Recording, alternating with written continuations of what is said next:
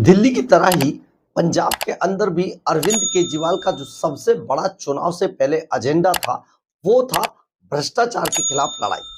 लेकिन केजरीवाल की सरकार चलते-चलते जैसे दिल्ली में हुआ, पंजाब में भी वैसा ही था। वही दोहराया दोहराया गया कि चलते-चलते पंजाब की सरकार भ्रष्टाचार के दलदल में आखंड डूब चुकी है।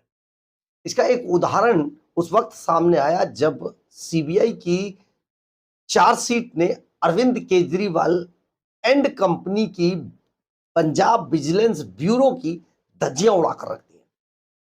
और धज्जियां भी ऐसी उड़ाई हैं, एक एक तथ्य सामने रखकर सीबीआई की चार्जशीट में यह बताने की कोशिश की गई है, बताया गया है कि देखिए किस तरीके से पंजाब के बहुत सारे लोग, जिनमें एक बड़े साहब का भी जिक्र है, बहुत सारे लोग विजिलेंस ब्यूरो से ही वसूली करवा रहे थे।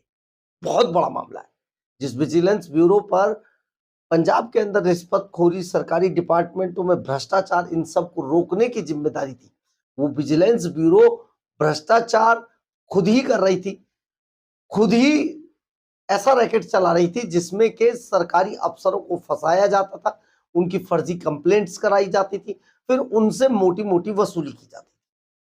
अब आप सोचिए, और इस सब में से जब मोटी वसूली कर ली जाती थी, तो इस सब में से एक बड़ा हिस्सा एक बड़े साहब तक जाता था। अब ये बड़ा साहब कौन है? तो आप समझ जाइए, पंजाब के अंदर बड़ा साहब तो एक ही है, बहुत मशहूर है, बड़े साहब के नाम से। लेकिन सबसे बड़ी बात यहां पर यह है कि क्या विजिलेंस ब्यूरो का ये काम होता है?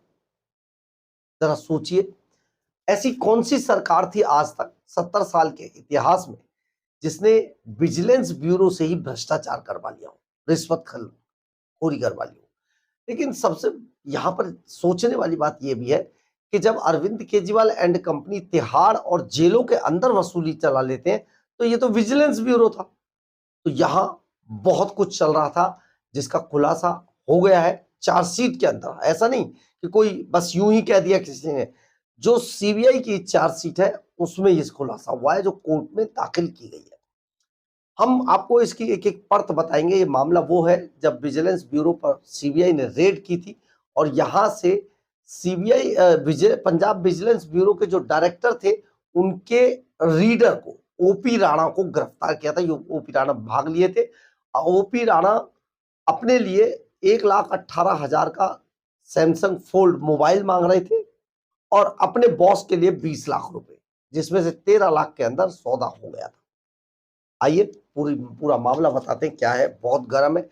पंजाब में लोग एक दूसरे से जानने की कोशिश कर रहे हैं। नमस्कार, मैं हूं कुमार गजेंद्र। जनपद ऑन द स्पॉट में आपका स्वागत है। हमारे एक दूसरे social media platform podcast with Kumar Gajendra में भी आपका स्वागत है, जहां आप हमें सुन सकते हैं। करीब करीब 2 महीने पहले पंजाब के अंदर स्थित पंजाब विजिलेंस ब्यूरो के दफ्तर पर एक दिन अचानक सीबीआई की टीम पहुंच जाती। अब सब लोग बड़े हैरान थे, क्योंकि ये काम तो खुद पंजाब विजिलेंस ब्यूरो का है, तो यहां सीबीआई की टीम का क्या मतलब है? लेकिन यहां सीबीआई की टीम जब छापा मारती है, तो यहां से जो पंजाब विजिलेंस ब्यूरो के डायरेक्टर थे हैं, उनके पीए ओपी राणा भाग लेते हैं। ओपी राणा को बाद में पकड़ा जाता है। लेकिन ये मामला बहुत ही अजीबोगरीब था। इसमें हुआ क्या कि पंजाब के अंदर एक स्टेट टैक्स ऑफिसर है, अमित कुमार। अमित कुमार को अचानक एक दिन मलोड के अंदर ये रहते हैं, पंजाब में मलोड के अंदर ये रहते हैं, और अमित कुमार को एक दिन अचानक एक लेटर मिलता है। वो लेटर होता है पंजाब विजिलेंस ब्यूरो का। इस लेटर में उन्हें बताया गया था कि आप बहुत पैसा, बेनामी संपत्ति बना रहे हैं, बहुत सारा पैसा खा रहे हैं, इसलिए आपको पंजाब विजिलेंस ब्यूरो के दफ्तर में बुलाया जाता है। सरकारी अफसर है अमित कुमार, बुरी तरीके से घबरा जाते हैं। इसके बाद उन्हें पंजाब विजिलेंस ब्यूरो से एक फोन भी आता है। फोन के बाद वो कहते हैं जी ठीक है, बात करता हूं। अब जब वो अभी ये सब कर ही रहे थे कि इनका कोई जानकार उनसे संपर्क करता है कि क्या तुम्हें ऐसे-ऐसे हुआ है? तो वो बताते हैं हाँ जी हुआ है। तो बोला ठीक है इसमें आपस में तुम्हारा मैं समझौता करा देता हूँ, बात कर लो। और इसी मीडिएटरशिप के अंदर उनसे 20 लाख रुपए की डिमांड की जाती है, 20 लाख। और जब वो 20 लाख रुपए की डिमांड की जाती है तो इसमें से 13 लाख में सौदा तय होता है। अमित कुमार अपने सहयोगियों के साथ इस बात का जिक्र सीबीआई को इसकी कंप्लेंट करते हैं और सीबीआई की टीम जाल बिछाती है और यहां से ओपी राणा को पकड़ लेती है। ये सारे मामले के सामने आने के बाद बवाल मच गया, हंगामा हो गया, सीबीआई विजिलेंस ब्यूरो के दफ्तर पर ताला लग गया, सब लोग फरार हो गए। अब इस मामले में सीबीआई ने बड़ी गहन जांच की। जांच के बाद सीबीआई ने आज कोर्ट के अंदर एक चार्जशीट दाखिल कर दी और इस चार्जशीट में क्या-क्या सीबीआई ने कहा है वो आपको सुनना बेहद जरूरी है, क्योंकि वही बताएगा कि देखो पंजाब विजिलेंस ब्यूरो के अंदर क्या कुछ चल रहा था और कैसे एक गैंग की तरह पंजाब विजिलेंस ब्यूरो चलाया जा रहा था। जिस पंजाब विजिलेंस ब्यूरो का काम था सरकारी महकमों में सरकारी अधिकारियों में फैले भ्रष्टाचार को रोकना और ऐसे भ्रष्ट अफसरों को पकड़ना, वो पंजाब विजिलेंस ब्यूरो खुद ही भ्रष्टाचार का अड्डा कैसे बना हुआ था। सीबीआई ने जो खुलासा किया है उसके अंदर साफ तौर पर कहा है कि पंजाब विजिलेंस ब्यूरो की किसी सेपरेट एजेंसी से जांच कराना बेहद जरूरी है, क्योंकि यहां पर बहुत सारी अनियमितताएं पाई गई हैं जिनके अनुसार ये पता चलता है कि पंजाब विजिलेंस ब्यूरो में भ्रष्टाचार कैसे था, कैसे वो सरकारी अफसरों को फंसा रहे थे, कैसे उनसे फिर एक वसूली का बाकायदा रैकेट चला रहे थे। यहां जो विजिलेंस ब्यूरो के अंदर बहुत गड़बड़ियां हैं, इसकी जांच किसी सेपरेट एजेंसी से करवाने की बहुत जरूरत है। ये गया कहाँ गया है। यहाँ पर ट्रांसफर पोस्टिंग का भी बड़ा खेल चल रहा था। ट्रांसफर पोस्टिंग में भी करोड़ों रुपए की रिश्वतखोरी की जा रही थी और तो और क्योंकि पंजाब विजिलेंस ब्यूरो है ये, यहां से दूसरे डिपार्टमेंट में भी नियुक्तियां करा दी जा रही थी हस्तक्षेप था पैसे लेकर। एक बड़ा ट्रांसफर पोस्टिंग का यहाँ धंधा चलाया जा रहा था। सरकारी अफसरों के खिलाफ फर्जी शिकायतें और फिर उनकी जांच के नाम पर मोटी वसूली की जा रही थी। फर्जी शिकायतें कराई और फिर जांच करने के नाम पर मोटी वसूली की जा रही थी। सीक्रेट डॉक्यूमेंट्स तक इलीगल लोगों की पहुंच आराम से थी, यानी कोई भी सीक्रेट डॉक्यूमेंट्स कोई भी आदमी जाकर जो इलीगल वहां आना जा रहा है, जो दलाल है, वो आराम से करते थे।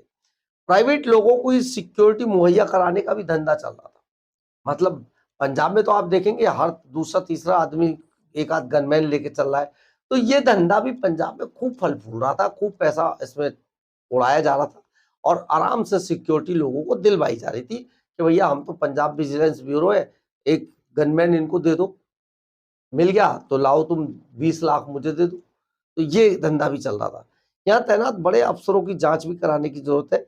विजिटर रजिस्टर में भी गड़बड़ी बहुत ज्यादा पाई गई है, यानी कि जो बड़े अधिकारी हैं यहाँ वो खुद भ्रष्टाचार में इन्वॉल्व थे और जो यहाँ पर विजिटर रजिस्टर रखा जाता है उस विजिटर रजिस्टर में चाहे तो नाम दर्ज करिए, नहीं तो अगर 2 नंबर का आदमी आपसे मिलने आ रहा है तो कोई जरूरत नहीं है। ये भी चल रहा था। आरोपियों ने अमित कुमार को बताया था कि 20 लाख में से 13 लाख रुपए तो बड़े साहब को जाएंगे। अब ये बड़ा साहब कौन है?